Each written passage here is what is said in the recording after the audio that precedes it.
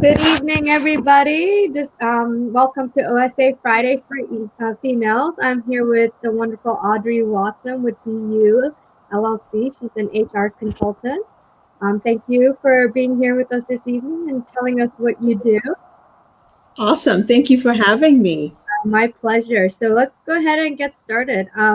Why don't you start by describing what the human resources field entails? Because it's a very general term, of course, and I think it would be helpful to give some of our viewers specifications. Sure. Thank you. So the world of HR is fascinating. We cover anywhere from staffing, benefits, labor relations, negotiations on the company's behalf, benefit administration. Overall, when you look at the field of HR, it's very vast. You can specialize in one area, whether it be recruiting or benefits, or you can be more of a generalist. And so when you look at HR professionals, look at us as strategic partners.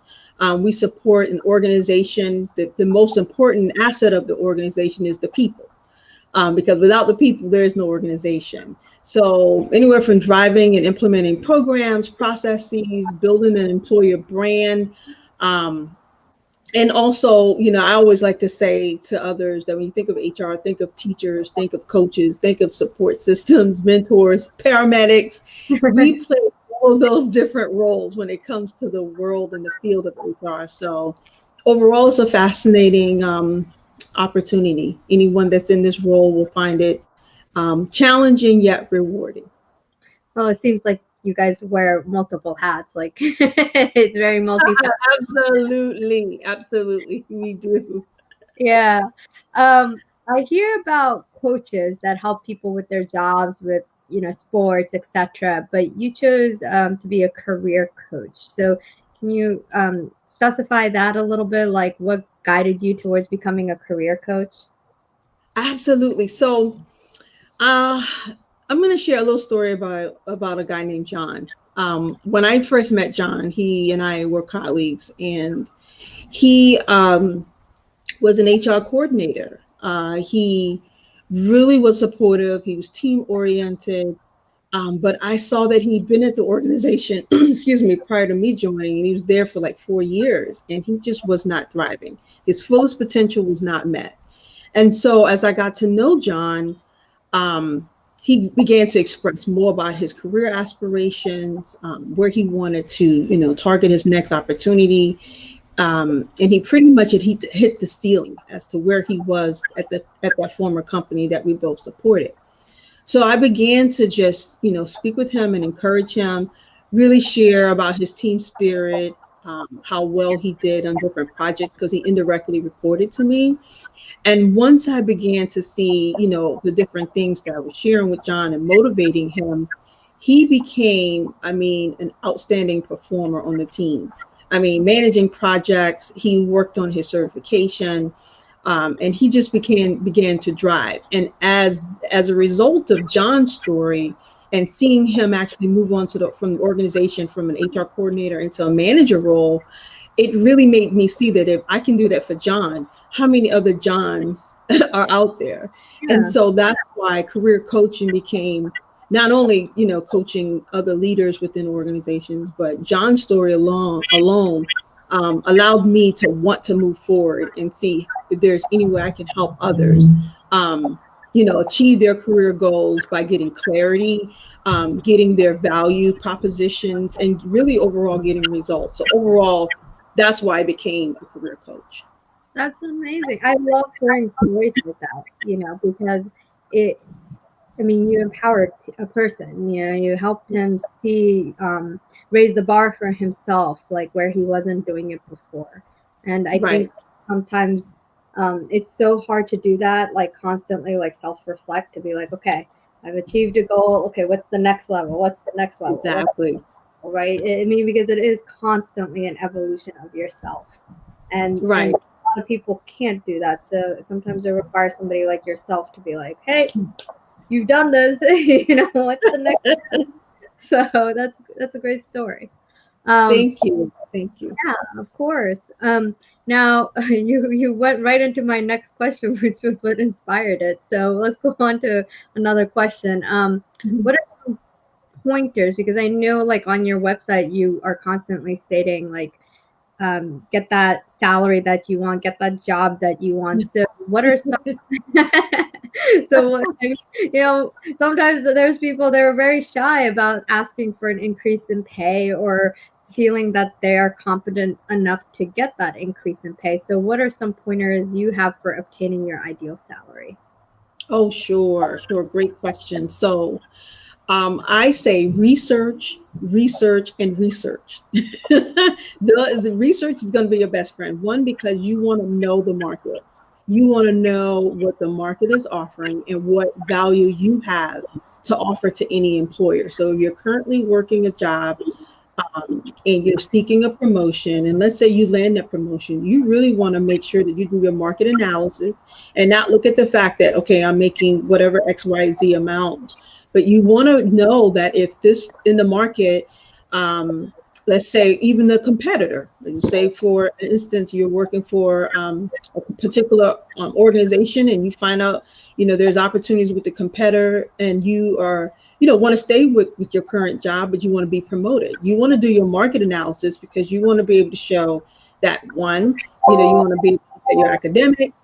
You want to look at, the market says that the salary for this role is 70, 85, you're within your experience level. You want to make sure that you know your value. And by doing the research, you're going to be able to align how your value, what you've done at that current employer, so that when it comes to that promotion and it's offered to you, that you're within the range. And I would say if you've been there, I don't know, over 2 years or more, you want to be able to exemplify and show that, and just show your progression, the projects you've managed, etc. But really researching is going to be your best friend when it comes to knowing what your ideal salary will be. Because if a recruiter, because I've been a recruiter, if we can get you in at the beginning of a comp band, we're going to do that. And if you accept it, then we've done our due diligence and we save the company money. But if you know your value in the market, then you're going to aim for that. So that's one way to make sure, assess your education, look at your experience level, and overall tell your story, and also include your transferable skills. Because a lot of people, I find that I've supported, making sure that if you're a mid-career professional, that you understand that you have transferable skills that employer needs, whether you're going for a promotion at your current job or trying to obtain a job somewhere else. So be able to understand your transferable skills are really valuable, and you can market that as well, and that also adds to your value. That's awesome. Yeah, I mean that's so important. I think like because a lot of people when they think of job interviews, they're like, okay, here's my resume, here's my cover letter, here's my three references. But what they don't consider is like, okay, well, what do I bring to the table? And I like the fact that you said research, because I think if you know what other places are offering, then you kind of have like you can say, okay, hey, like this place You can. much, but if you really want me, you better match. It's like buying a laptop, where they say match the price. So, like I you know. searching for different prices on the web, and they're like, here, you can match the price. It's kind of the same way, right? I mean, Right. it's a weird. Right. You have to know your value, and that's the key. That's how you're going to land the salary and the opportunity. Because people, it's more than just the salary, but you really want to make sure that you're within the market. You certainly don't want to be above the market. The salary range is 70 to 80, and you're asking for 100K in the market. Then you're going to, put yourself not in the best interest of that employer or any employer, because you've outsourced yourself. Yeah, no, that makes sense. Well, thank you for those pointers. I think that will definitely help some people who are watching. Um, Yeah. Awesome. Awesome. what was one of your most memorable experiences? Oh wow, I have a lot of them. Besides, helping John, that really one that always comes to mind. But, I think about there were times when I first got into GovCom. And government contracting is what I'm referring to. It was really a new industry. It was very fast paced. And ultimately, my most memorable experience was when I was first doing an employee relation case. Um, I had my recruiting skills and I understood how to attract talent. But when I started being hit with labor relation cases and understanding laws, I had a really good mentor, and it was a hiring manager. He wasn't anyone in HR, but he really taught me the ropes of understanding operations, understanding the client engagement piece, and he really helped me develop into the HR professional that I am. And so, with that memorable piece, it allowed me to understand that how HR partners with operations for success, but most importantly, a lot of things that we do are more than administration. Really building those relationships are key to be successful in any company. And that's whether you're HR professional or not. So I would say that push, that encouragement that he gave me by letting me know really how operations work, taking the time to share with me the client, because the client was actually the Department of the Army. And so I didn't have that direct client relations engagement. So him taking me to the side and really helping me as an HR professional really, really, really helped. Was my moment for me to push forward and understand how HR as a strategic partner with operations really aligns programs, processes, and allows me when it came to negotiation for labor relation cases and even for collective bargaining agreements that was unions. Having him help me from the operational piece, it really allowed me to really establish not only a good rapport with him and his team, but with other managers that I was having some concerns with. So it's really about, for me, when it comes to just memories, is really not only how I encourage others, but how they push me forward for me to go to the next level in my career. And so, I'm grateful for that opportunity. Yeah, I always like to say that, people come into your life, whether positive or negative, to teach you something, right? Hmm. I mean, a lot of people, when you're in that moment of negativity, it's very difficult to like see the silver lining, like step out and be like, okay, well, what do I gain or what do I learn from it? Um, but it's so important. Like every interaction you have to step back and be like, okay, is how I can grow. And that's what you essentially said, and I like the fact that you brought in how important relationships are, because I think a lot of people forget that every interaction you have is a relationship. And Right. and that relationships are super important, and understanding how to cultivate that and how to communicate with others is very important to navigate a successful business or successful Right. clientele or HR, because HR is like the basis of like making sure people are happy. Right. If they're not happy, alleviating their unhappiness. So, Right. Sometimes we're not, always a cheerleader in the organization. We try to be. Sometimes our messages, may not be well received, but it's how how you position it. And at the end of the day, we have to draw a line to what the business ultimately needs. And that's the hat of an HR professional. So absolutely. well, yeah. Now, who was or is your greatest inspiration? Oh my. So I would say my daughter actually, as young as she is, I'm thinking about just recently with everything that's going on with COVID and all the changes and virtual learning, her desire and her resilience through this whole process. She has been still gentle, helping, reaching out to her friends, being extra helpful at home. She's always seen the great in others, even times that I question myself. She's always motivating me, and she's motivated me more to become a legacy builder than anything. And so just her alone, sometimes your biggest inspiration, if it comes in the form of a child, I mean, sometimes you just have to humble yourself and accept it. Yeah. So for me, it's really her. And then also, I think about Michelle Obama and Oprah Winfrey. I've been following them for years. Their resilience during challenges has motivated me to move forward in my business. And so overall, I would say my daughter, and of course with Oprah and Michelle, those are my greatest inspiration.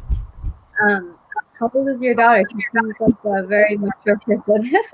She's very young. That's the thing. I'm like, I must have done something right. I mean, she's very, she's in elementary school, so she's very young, but she's just so She's we wise. talk all the time, and she says things that are just something that it's almost like I'm talking to another like another adult at times. Talking about COVID and understanding the virtual learning and just how she views life and people. And she doesn't talk about going to Disney. She wants to go to Paris. She wants to, build her business. So, when you're around someone that's so young and creative and innovative, I mean, you can't help but be inspired. And sometimes I have to pat myself on the back and say, you must be doing something okay. You and your husband, you must be doing something okay. Yeah, it has to start with good parenting. So kudos to her. Well, that's wonderful to hear. Yeah, Um, thank you. let's see. If someone was to write a book about you, what would the title be? Oh my. You know, the title of the book would Be You, Everyone Else is Taken. Because, when I decided to name, establish my business, it took me a while to find out, what best represented my business, me. And I had all these names listed. And so when you ask that question, that's the first thing that comes to mind.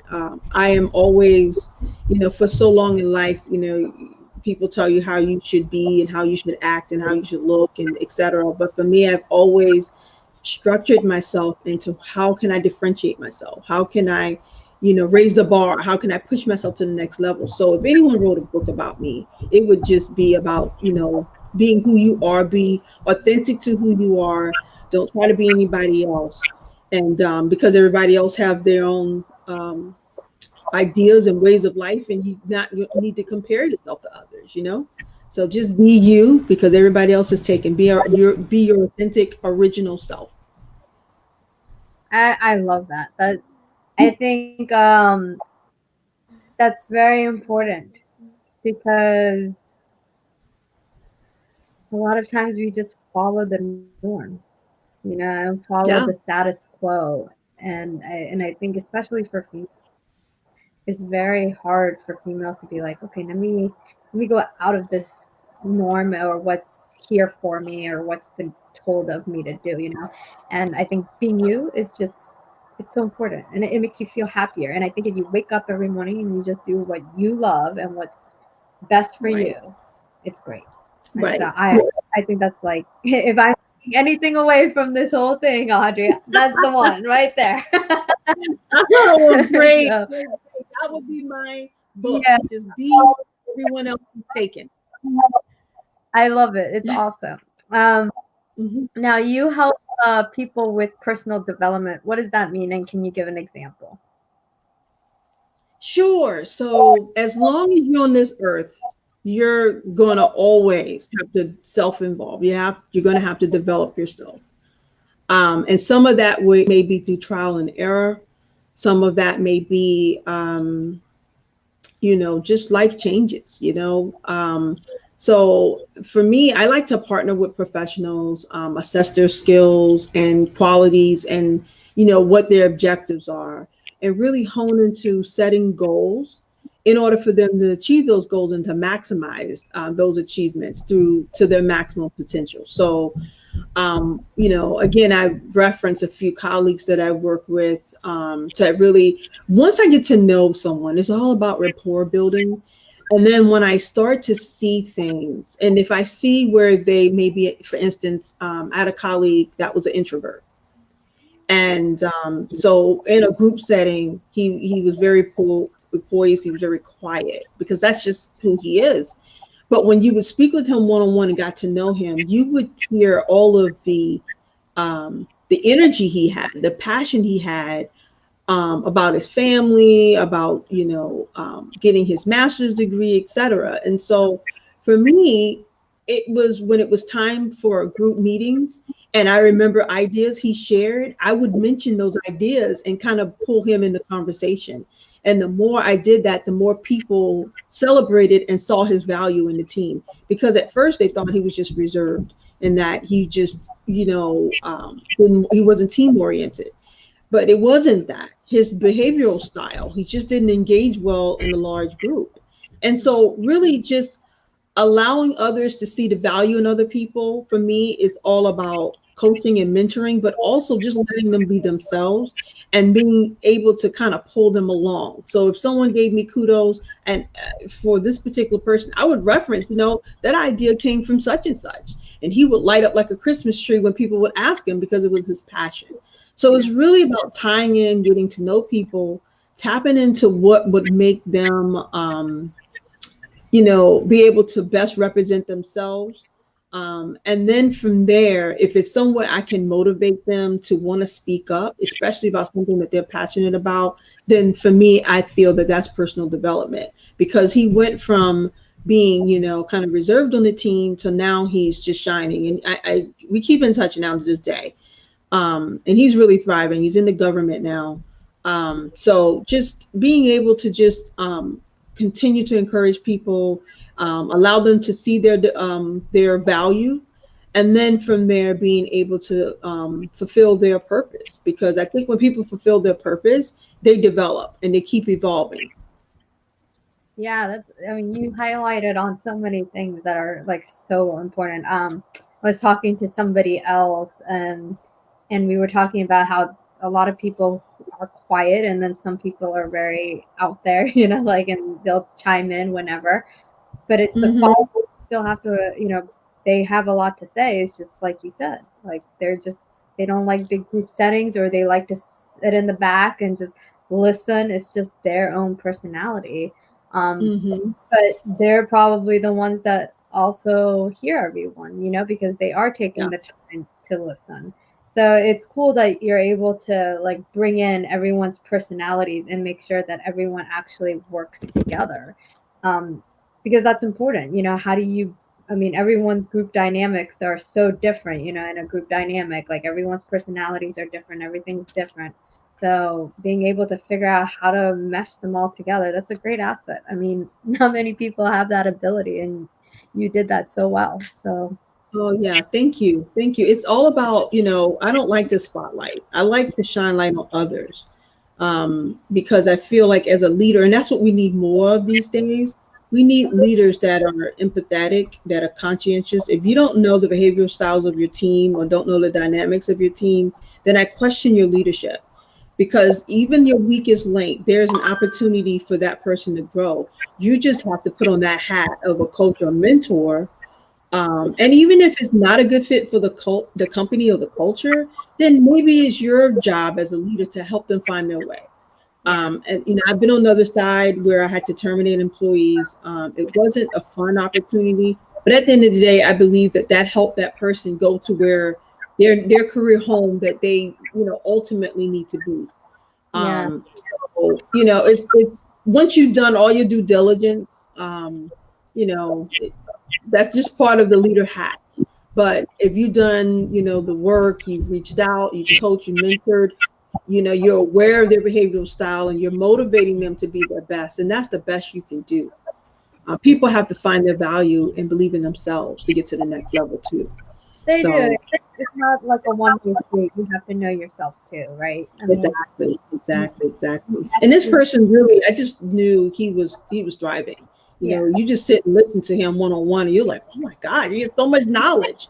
He motivates him to want to read more and do research because it's just how his demeanor was. And I think if people were to step back and just be a little bit more empathetic like that, then they would realize a little bit more that hey, everyone has a way to bring in something onto to the table. Like everyone is enough to some extent. Right, exactly. It's that group mentality. Like one's weakness is one's strength, so another. So where you are weak, another person is strong, and that's the benefit Right. of being a team because you complement Exactly. each other. So Exactly. I agree 100%. that's a great story. I like it. Um, Last question for the evening. What advice Mhm. would you give about starting a new business? Oh, wow. So I say, first of all, patience. I wish someone told me that. But patience is truly, you're going to be your best friend. Um, Rome was not built in a day, and I know everyone knows that.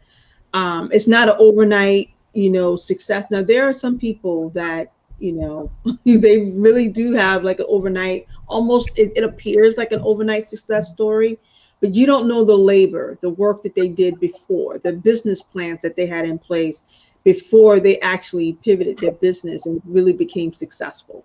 So the other thing I would say is believe in yourself, have faith in yourself, know your value, understand your targeted audience, your customers, and their pain points.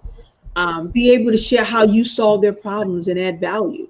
Because once you identify your services, you have to make sure that your services align with an audience that's looking for it, a candidate, a customer service base that's looking for your services. Because I have people that I know that they have a great business, they have a nice, a whole a la carte of services, but it's not a targeted audience. So they're all over the place. So you have to know your audience, you have to target it to that audience, and you have to show value as to how you can add, how you can add value and solve their problems. And how you can do that is by establishing a specific niche. Don't try to be a one-stop shop, fix all the problems. You're only going to you can't solve everybody's problem. You can only resolve one of them. So make sure that your value, your services cater to that particular problem that your customer needs resolving. Because if not, you're going to have like, you ever been to a restaurant and the restaurant had like 8 pages of Yeah, things on a menu, you become yeah, overwhelmed. yeah. And so that's how you have to be as a business owner. Find that niche, that area that separates you from everybody else. For me, I know as a career coach, there are a lot of career coaches out there. So I know my areas of expertise and I stick to them. If someone's looking for a resume writer, I am not a resume writer. I don't sit and write people's resumes because one is forever changing. If you're in the job market, your resume should always cater to that job description, that job that you're targeting. And so if I'm a resume, going to write your resume is going to constantly change. And I don't feel like I'm adding value to your, particular, whatever you're striving for, whatever you're seeking for in a job. Now, I'll give you the basics. I do have resume consulting services, meaning I'll look at your resume and be able to share, areas of improvement, opportunities that you can improve your resume. But sit down and write your resume. That is not an area of expertise for me. There are a lot of resume writers out there. And so I'm one that I will push you for someone that will be willing to write your resume. And so that's just an example. It just, that's what's, going to differentiate me from other career coaches, some that do write resumes.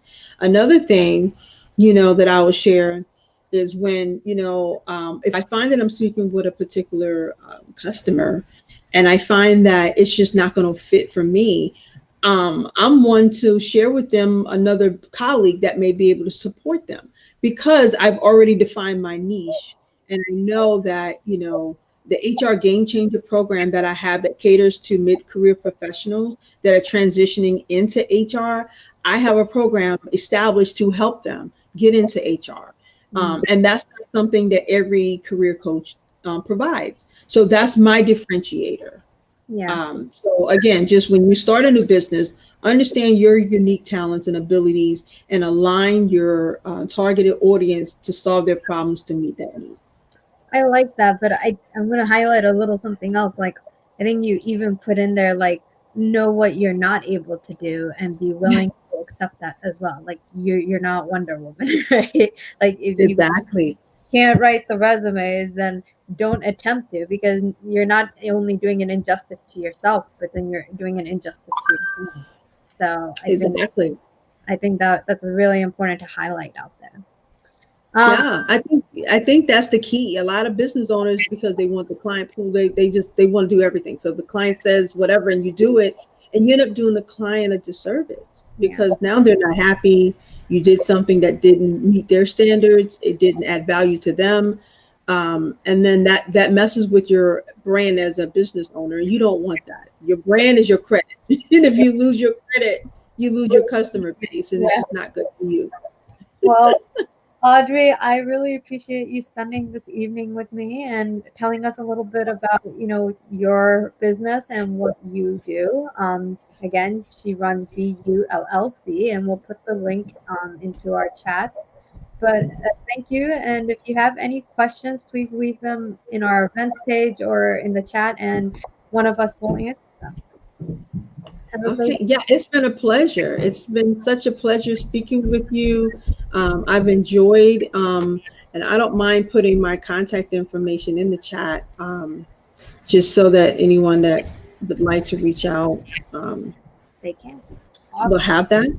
Great. Um, so yeah, so it's Thank been you. a pleasure. Thank you so much. Have a great evening, everyone. Thank you guys. Take care. Bye Bye. bye.